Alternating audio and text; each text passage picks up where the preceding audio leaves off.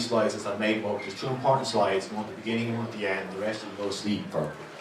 So really, so my title is Senior Business Development Manager at Trinity College. And it's kind of strange. Like Donald Trump is building walls, I'm trying to knock them down. That's the differentiation. So the Mexicans will build Donald's wall. But my wall, we knock it down essentially is people like myself, people like Richard Stokes in the audience, people like SFI, people called KTI. So really it's the whole activity within the university sector to make it easier to engage. And that's critical. If you can't get in and meet really good people, do really good things, it's pointless having a university here in the first place for industrial activity. So Trinity is number one, it's the top ranked university in Ireland and it's in the top 1% of the world. And I have a video to show you this. Now with videos there's three problems. You never work with kids, animals or videos in presentations, so let's see will it work. I think I'm joking, but that's just true. Is there sound? No. Sorry, laptop sound. Can you maybe turn it a wee bit?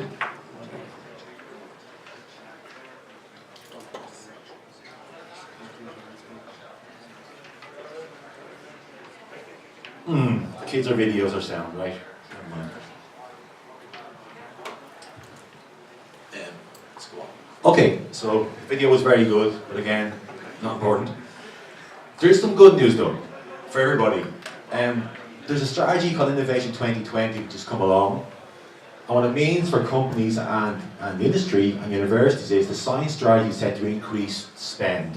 So we're going from 1.6 to 2.5 GDP. Which really means that there's a lot of funding in the ecosystem for companies and universities to get together and do some really good work. That's the first good thing. And that's UCD, TCD, and university and institute, not just Trinity.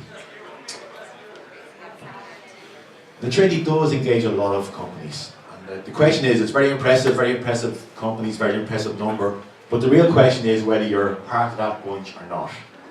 That's what a company needs to know. And if you're in that 115, 16 companies, then you get access to the facilities. If you're not, you don't. So my argument would be, come talk to us and see what these other companies get and what you can get similarly. And really, for the value for a company engaging, I mean, I think this is what I think is the most important things. You get access to world-class researchers and research, and you can focus that for your own challenges, which is really important. You also get access to very, very expensive state-of-the-art infrastructure, so you can use the toolkits, the labs. We also, because we're a university, we can leverage state funding to essentially de-risk your research. So research, I tell you two things, it starts with R, ends with H. Everything else is off the table. So there is a risk in doing research, and the government subsidises that effectively. So if you're a company, you can either do research you couldn't afford to do, or do more research or something that you wanted to do, depending on the level of funding. We also give you European connectivity. You can connect with the ecosystem and see what's going on, and see if you do other things. We also give you access to our best graduates for potential employees. You know, nobody wants to get an idiot with a good CV. This gives you a really good chance to vet people, to see what they're doing, and maybe hire them as potential employees. And obviously then we create knowledge, and knowledge is intellectual property, and you can obviously take it off our hands for a certain fee. So it will strengthen your position as a company. I'll give you a few case studies, interesting studies I think. Google are an interesting company, we all know that. They're very involved in VR, virtual reality. So one of our guys called Professor Frank Boland, he was looking at sound, how to move sound around. So think of a black and white movie in the old days, without sound, or a video without sound, it's absolutely useless, right? So Frank's idea was to move the sound around with the image, so there's three-dimensional sound. So what Google did was, they came into Trinity, they took a license which paid us a fair bit of money, but they also were clever. They also hired the graduates and Frank's time to bring back into Google to develop more technology. So they went to the well and got the water, but also got the guys who made water. Clever. So as a company, you should look at two things. What technology is on the shelf and the people who produce that technology. They're both assets for the company if you can monopolise them and use them.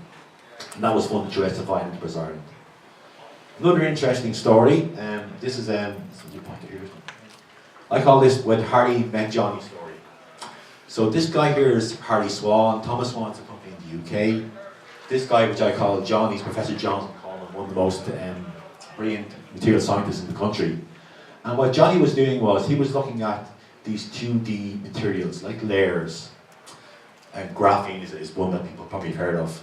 And what Johnny did was, he worked with Harry, and he went from making these things in test tubes to making them in large vessels. So basically he scaled up the production process of nanomaterials.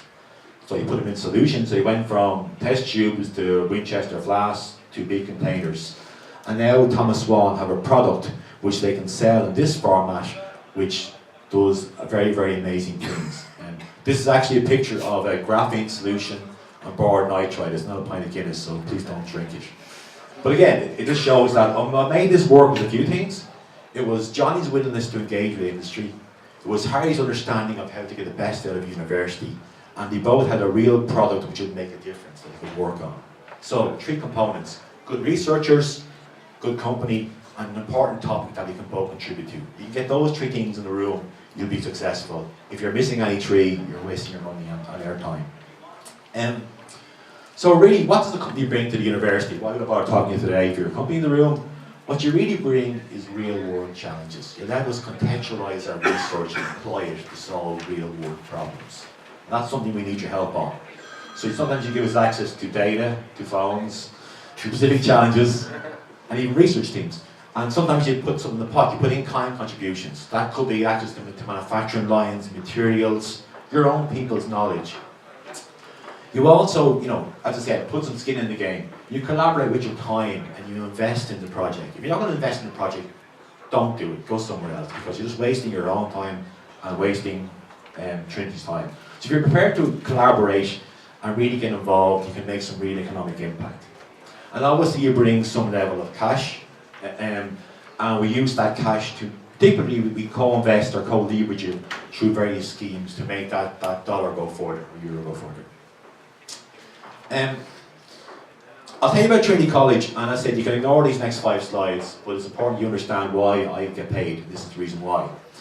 So, if you look at Trinity, how it's structured, on university, we have various faculties. So this is FEM, this is the Faculty of Engineering, Mathematics and Science. So if you're looking at biochemistry and immunology, you get it here.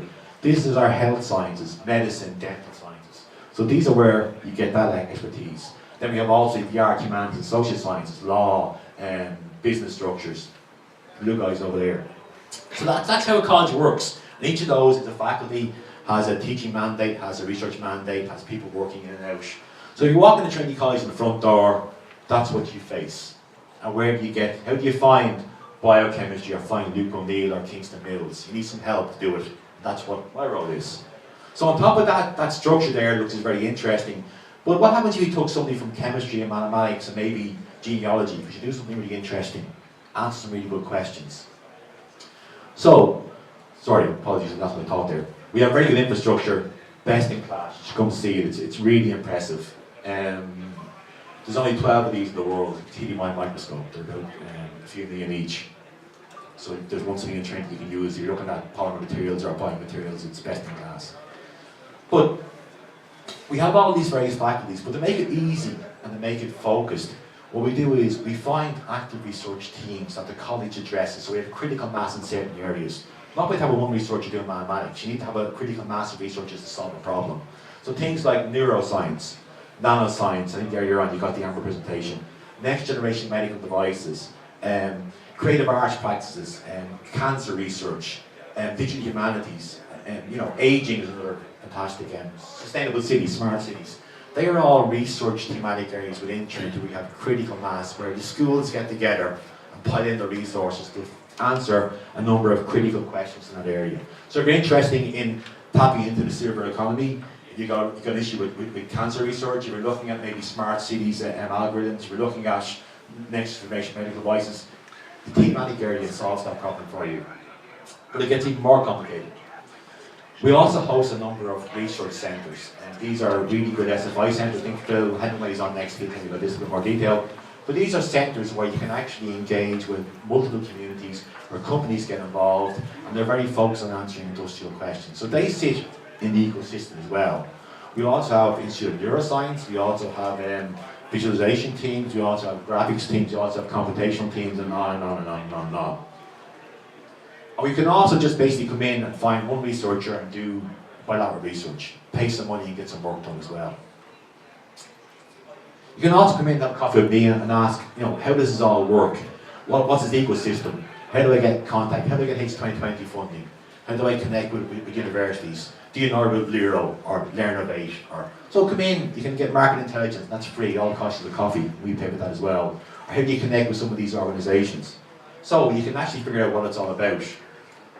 So what we provide, and my office provides, is a single interface. So we take all this stuff here and get you from meeting you, finding the idea, helping you derive an impact. So you need some help in doing that, and that's what my team does. So the last most important slide. My details are there. We're on booth 26, I think, we're in that direction. Trinity's up for business. You want to figure out what we're doing, come in, have a coffee, call me up, have a coffee, I'll go see your company. If you've got 3 or 4 people in the company, I'll go meet you. Not point you guys coming out of the office to work to see me. But we are here to help, and I would say we're very good at what we do, but if you can't connect with us, you can't get any of the benefits. That's me done.